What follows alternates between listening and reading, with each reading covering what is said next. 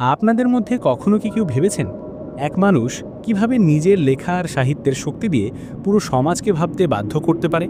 একজন মানুষ যার কল্পনা আর বুদ্ধিমত্তা আজও আমাদের মনে প্রশ্ন জাগায়। তিনি কে ছিলেন? তিনি কিভাবে গড়ে তুললেন বাংলা সাহিত্যের ব্যঙ্গধারার এক অমর কিংবদন্তি? আজ আমরা সেই মহারথীর গল্প জানব। তার নাম ত্রৈলোক্যনাথ মুখোপাধ্যায়। 1847 সালের 22শে জুলাই বঙ্গভূমির এক শান্ত ছোট শহরে জন্ম নেন ত্রৈলোক্যনাথ মুখোপাধ্যায়। যদিও তার জন্মস্থান সম্পর্কে সুনির্দিষ্ট তথ্য আজ আমরা নিশ্চিতভাবে জানি না, তবে বলা যায় তিনি ছিলেন পশ্চিমবঙ্গের একটি মধ্যবিত্ত হিন্দু পরিবারের সন্তান।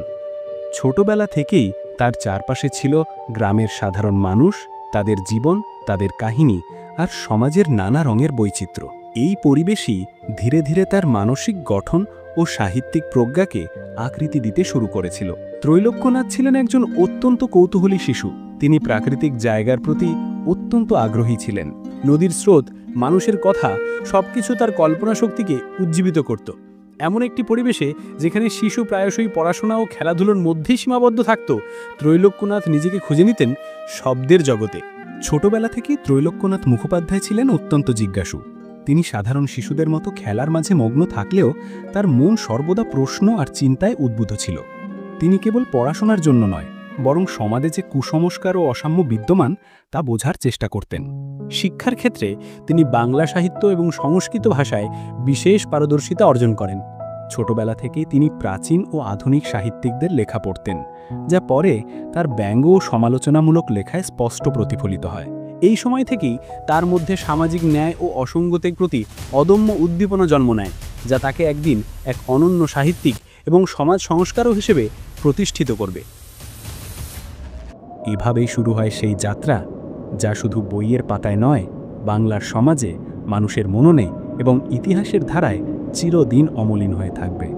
যেখানে অনেকেই কেবল লিখেছেন নিজের আনন্দের জন্য, সেখানে ত্রৈলোক্যনাথ মুখোপাধ্যায় লিখেছেন সমাজকে জাগিয়ে তুলতে। 1870-এর দশকে যখন বাংলা সাহিত্যে ব্যঙ্গ রচনার এক নতুন সময়ের সূচনা হয়, তখন তিনি নিজের কণ্ঠ আর কলমকে প্রস্তুত করলেন এক নতুন যাত্রার জন্য। 1885 সালে প্রকাশিত তার প্রথম উল্লেখযোগ্য ব্যঙ্গ রচনা সেই সময়কার পাঠক আর সমালোচকদের মন জয় করল। শুধু মজা করার জন্য নয়, বরং গভীর অর্থপূর্ণ সমালোচনা ও সামাজিক প্রতিফলন এই রচনায় স্পষ্ট। তার লেখা ছিল তীক্ষ্ণ, বুদ্ধিদীপ্ত এবং কখনো কখনো পুঙ্খানুপুঙ্খভাবে আঘাত আনত সামাজিক অবিচারের কড়া সত্যকে। 1900 সালের দিকে ত্রৈলোক্যনাথ মুখোপাধ্যায় বিভিন্ন পত্রিকা ও সাময়িকীতে নিয়মিত লেখা শুরু করলেন। তার রচনাগুলোতে মানুষ যেমন হেসে আনন্দ পেত, তেমনি ভাবতেও বাধ্য হতো সমাজের কুসংস্কার ও অন্যায় নিয়ে। তার ব্যঙ্গ রচনার মধ্যে সবচেয়ে পরিচিত হল কঙ্কাবতী, ডমরুচরিত, ফোকলা দিগম্বর। এই সময় ত্রৈলোক্যনাথ শুধু একজন লেখক নন, বরং তরুণ প্রজন্মের শিক্ষক, সমাজ সংস্কারক এবং সমাজে পরিবর্তনের অনুপ্রেরণার উৎসও হয়ে উঠেছেন। তার সাহিত্যিক যাত্রা তখন শুধুমাত্র কলমের মাধ্যমে নয়, বরং মানুষের মন ও সমাজের চেতনার মধ্যে দিয়ে এগোতে থাকে। যত বেশি সময় কেটেছিল, তত বেশি স্পষ্ট হয়ে উঠেছিল ত্রৈলোক্যনাথ মুখোপাধ্যায় শুধু বাংলা সাহিত্যের ব্যঙ্গরসের স্রষ্টা নন, তিনি ছিলেন সেই সময়ের সামাজিক ও নৈতিকতার প্রতীক, যার রচনার প্রতিটি শব্দই ছিল চেতনা জাগানোর আহ্বান। যখন অনেকেই সমাজের অবিচার দেখে চুপ করে থাকতেন, তখন ত্রৈলোক্যনাথ মুখোপাধ্যায় কলম হাতে তুলে নিতেন সত্যকে বলার জন্য। তিনি জানতেন শুধু লেখা যথেষ্ট নয়, সমাজে পরিবর্তন আনতে সাহসী মন এবং সক্রিয় ভূমিকা নিতে হয়। ত্রৈলোক্যনাথ ছিলেন সেই সময়ের ইংরেজি শাসনের বিরুদ্ধে সাহিত্যের মাধ্যমে প্রতিবাদের অদম্য কণ্ঠস্বর। তার লেখা কখনো সরাসরি নয়, বরং তীক্ষ্ণ ব্যঙ্গ এবং প্রতীকী রচনার মাধ্যমে সমাজের কুসংস্কার, অন্যায় এবং বৈষম্যের বিরুদ্ধে প্রচার করত। তিনি বিশ্বাস করতেন যে সমাজ তার ভুলগুলি চেনে না, সে কখনো এগোতে পারে না। 1905 সালে যখন বঙ্গভঙ্গের পরিকল্পনা হলো, তখন ত্রৈলোক্যনাথ সক্রিয় সমর্থন জানিয়েছিলেন সেই আন্দোলনের।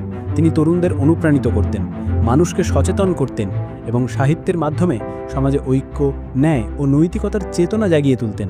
তিনি ছিলেন কেবল একজন লেখক নয়, বরং সমাজ সংস্কারক। প্রতিটি রচনা, প্রতিটি ব্যঙ্গ কবিতা ছিল একটা আহ্বান, চুপচাপ বসে থাকা নয়, সক্রিয়ভাবে জ্ঞান, ন্যায় ও নৈতিকতার জন্য লড়াই করা।